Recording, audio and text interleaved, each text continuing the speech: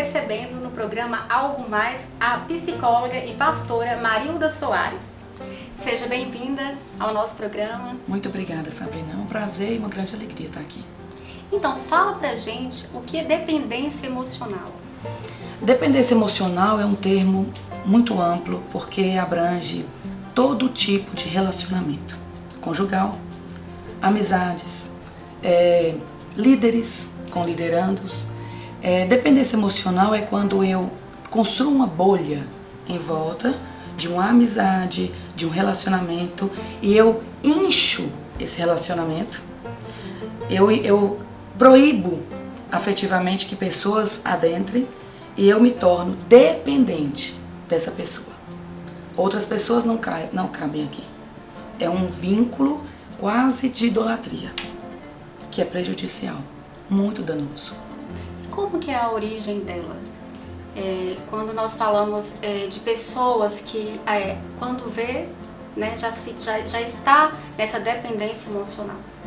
A falta de autenticidade, a falta de um autoconhecimento, uma falta de amor próprio, onde eu encontro uma pessoa de modo muito sutil, através do meu inconsciente, e eu dedico àquela pessoa aquilo que falta em mim. A origem é na falta de conhecimento do que se é verdadeiramente.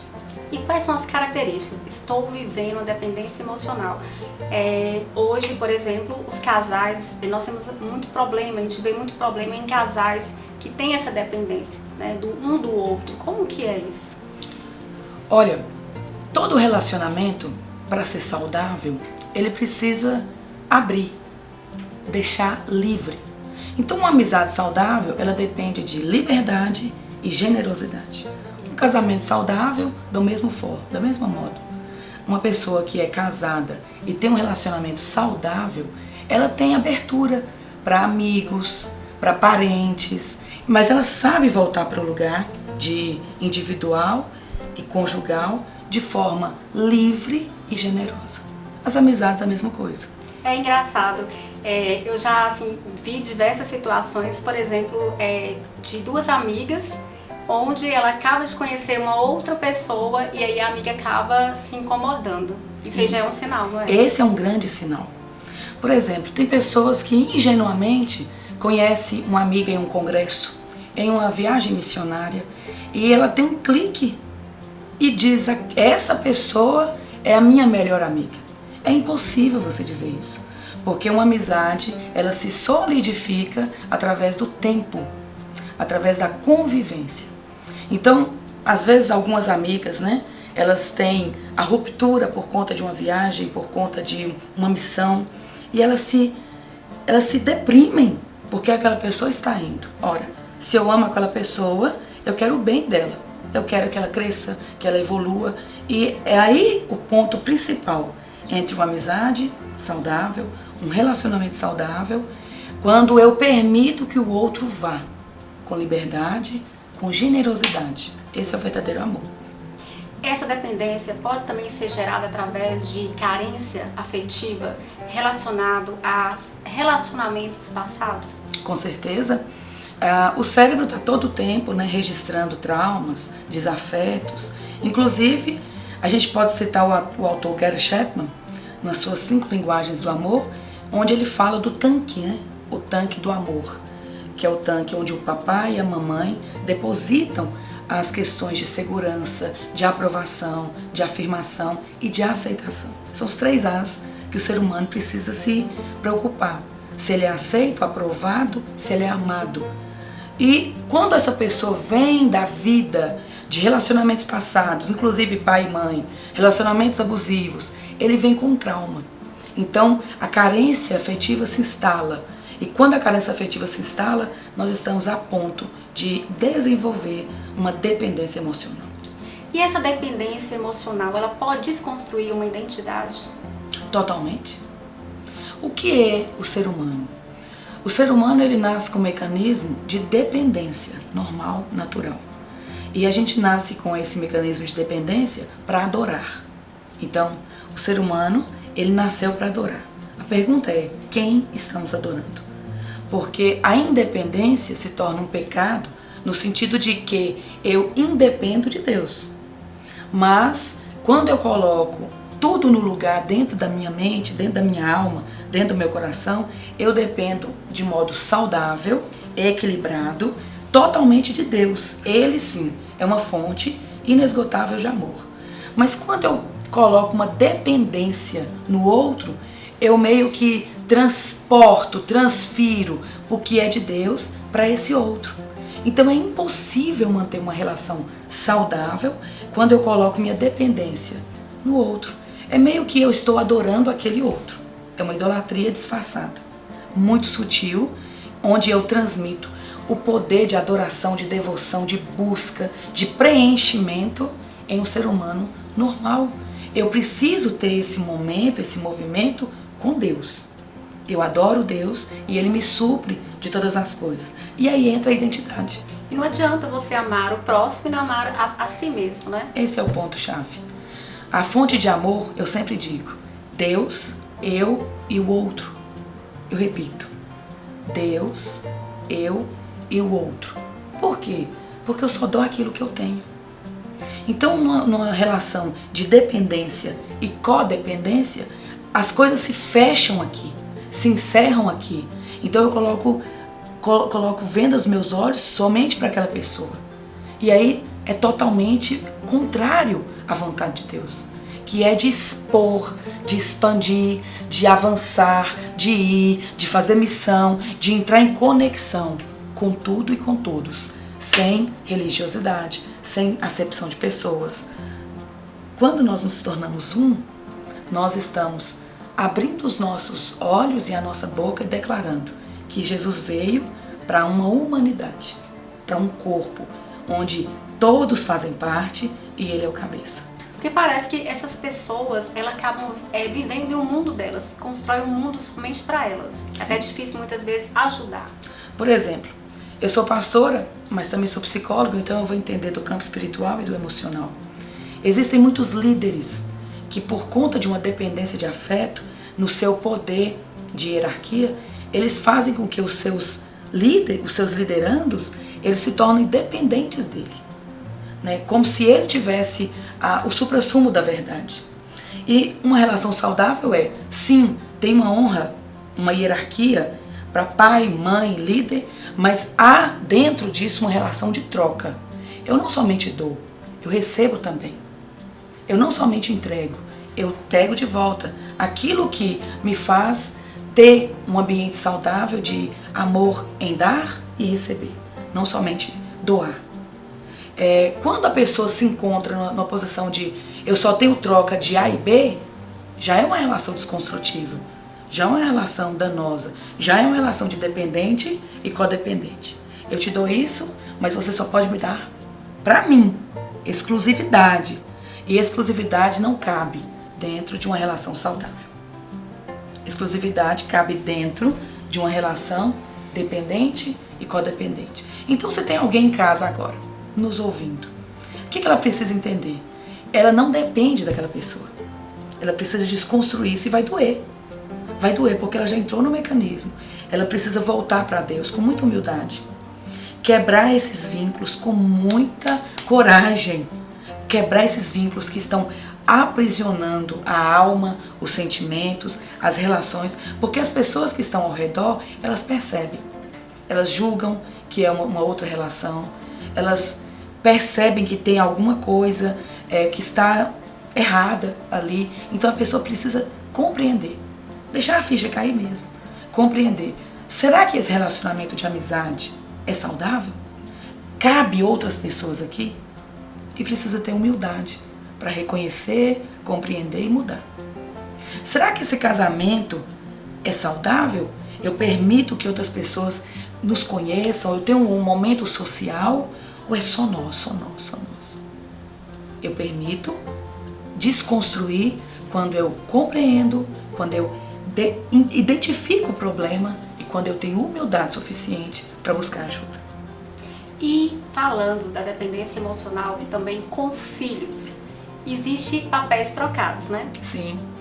E a maioria das dificuldades que a gente encontra em terapia com pessoas, indivíduos, é quando há uma dependência sobre um filho, onde a mãe, por exemplo, eu tenho um caso, o menino tinha o recurso para ir para a missão, o provedor que iria patrociná-lo, ele tinha o ambiente, ele tinha a igreja local, e a mãe adoeceu. E a mãe falou, eu vou surtar, filho. E ele voltou e interrompeu a sua missão de vida, porque quando a Bíblia diz, Sabrina, em Efésios 6:1, a obediência é no Senhor. Então os pais, eles dão a vida, eles gestam essa criança, eles gerenciam essa criança, mas as crianças, elas têm que voltar para o Senhor. Então a primeira ordem é obedecer ao Senhor, depois honrar esses pais. Então, se os pais estão sufocando, primeiro eu tenho que entender, peraí, tem pai que gera, nasce, ele quer engolir de volta. Ele quer só para ele quer proteger aquela criança, e uma das coisas, praticamente a principal, que proíbe que a criança seja autêntica, tenha a sua identidade, é justamente a superproteção, onde a mãe, com a sua carência, faz com que inverta o papel. O filho se torna cuidador, se torna o pai. E isso acaba com a vida. Ou seja, os filhos, a gente não dá uma herança para os filhos, a gente dá um legado para os filhos. Porque os filhos, eles são a nossa continuidade. Até porque com o crescimento, com o êxito, com o sucesso do filho, quem é honrado é quem veio antes. A honra é isso. Quando eu honro meu pai e minha mãe, é quando eu tenho sucesso na vida. Então uma mãe que está proibindo, por conta de uma carência, de uma dependência emocional, ela está proibindo que esse filho a honre. Então é uma relação desconstruída. Então é muito importante, né, esse incentivo, essa motivação dos pais, até mesmo dos amigos. É importante você...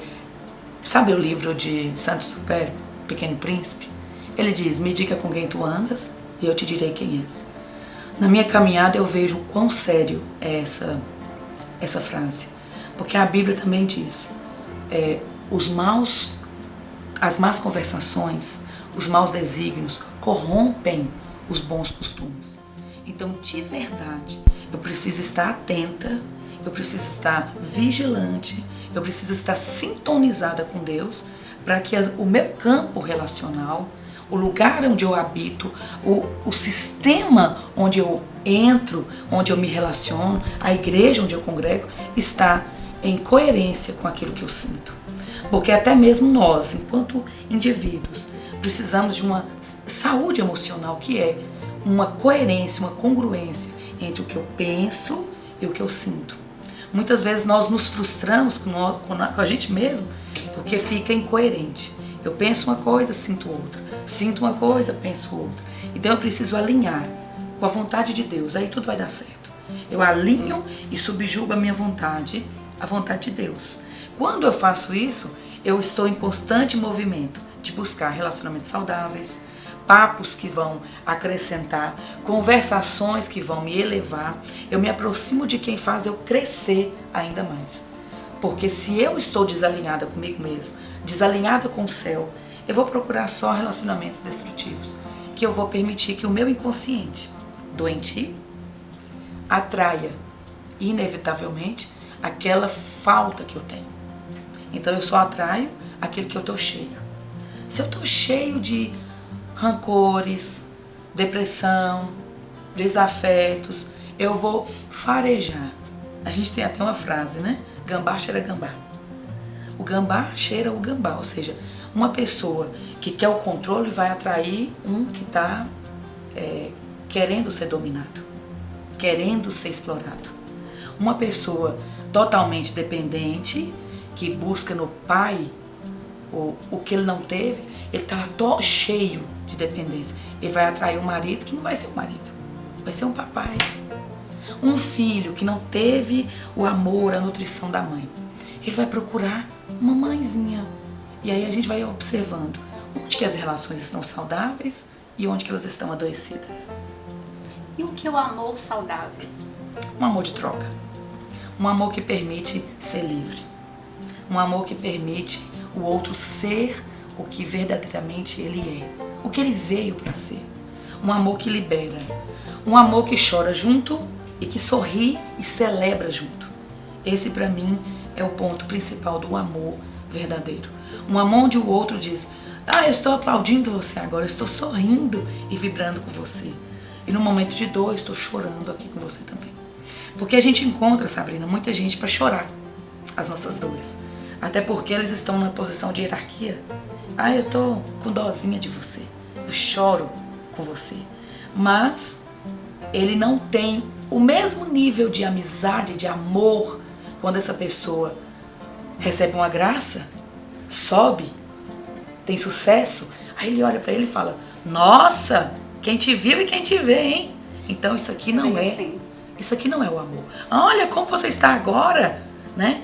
Ficou rico, né? Esqueceu de todo mundo. Nossa, você sumiu. Incomoda. Então não tem uma troca, entende? Quando as pessoas dizem pra mim assim: nossa, você sumiu. Eu falei: não, ninguém some junto. Você sumiu pra lá e eu pra cá. Com uma inteligência emocional, Sabrina, a gente pode fazer como Cristo. Amar a todos, mas selecionar, priorizar aquele que faz bem. Jesus, ele tinha 12 apóstolos, escolhidos por ele. Mas nos momentos de afinidade, de prioridade, de emoção forte, ele selecionava 3: Pedro, Tiago e João. Nos momentos de ele mostrar, revelar quem ele era e como era, Pedro, Tiago e João. Nos momentos de cura, onde ele precisava ali de curar pessoas de uma forma mais íntima, Pedro, Tiago e João. Nós podemos fazer isso, mas precisamos de coragem, de autenticidade, precisamos de liberar nãos. E nós temos muito medo de falar não. E não é limite. Não é uma forma de amor. E qual que é a mensagem que você deixa para os telespectadores? Olha, o mais importante de tudo que foi dito aqui é nós compreendermos a nossa missão principal de vida, né? Compreendemos que essa vida é só uma passagem, que nós temos uma origem e nós temos um destino. Então vamos analisar essa vida como uma viagem onde nós só entramos por ela. A vida é uma festa continuada. A gente entra, já está em festa. A gente sai de uma festa que continua com pessoas.